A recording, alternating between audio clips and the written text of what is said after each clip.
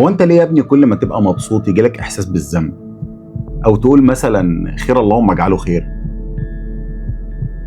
انت عارف ان في ناس اول ما بتحس بالسعاده بتحس معاها بخوف او قلق او تأنيب ضمير، تحس ان في حاجه هتحصل او كأنها ما تستاهلش الفرحه دي مثلا. الحاله دي بقى اسمها الخوف من السعاده، او في علم النفس بيسموها الكيروفوبيا. وهو بقى حاجه معتقد داخلي كده ان الفرحه دايما وراها وجع او وراها مصيبه، فلازم نحمي نفسنا منها.